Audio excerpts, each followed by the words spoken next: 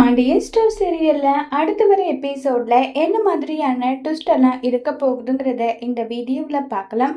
ராஜி நேரா போலீஸ் ஸ்டேஷனுக்கு போறாங்க. கோமுதி பாண்டியன் எல்லாருமே கூட போறாங்க.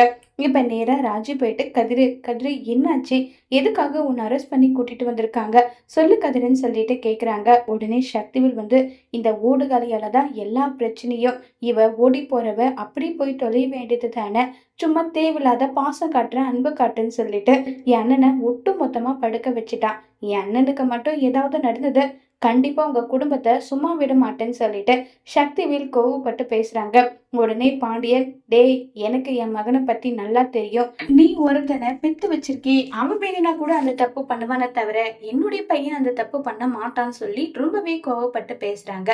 இதை கேட்ட உடனே சக்திவேல் வந்து, என்னடா சொல்ற, என் பையன் மேல பழிய தூக்கி போடுறியா, ஏன் பையன் அப்படி பண்ண மாட்டான், நீ வளர்த்து வச்சிருக்கவனா எப்படிப்பட்ட கேவலமான வேலையை பண்ணிருக்கான் பாத்தியா, நீ ஒரு நல்ல அப்பனா இருந்திருந்தா ஏன்டா இப்படி ஒரு கேவலமான வேலையை பண்ணுன்னு சொல்லி அவனை செவிலே 4 அடி அடிச்சிருப்பேன்.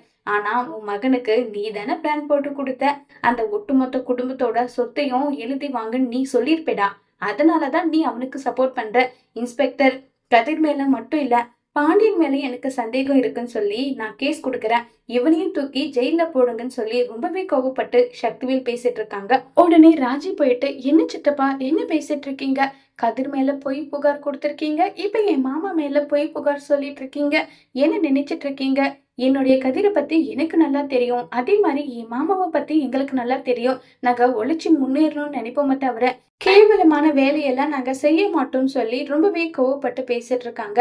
இதை கேட்டதும் சக்திவேல் வந்து கோவப்பட்டு, நீ எதுக்காக பேசுற, நீ எல்லாம் என் அண்ணன் வயிற்றுலதான் போறதுன்றது எனக்கு சந்தேகமா இருக்கு, புருஷன் குடும்பத்துக்கு இப்படி சப்போர்ட் பண்றியே, சி வெக்கமா இல்லையா, ஒழுங்கு மரியாதை போ அந்த பக்கம் சொல்லிட்டு ராஜியை கீழே தள்ளி விடுறாங்க.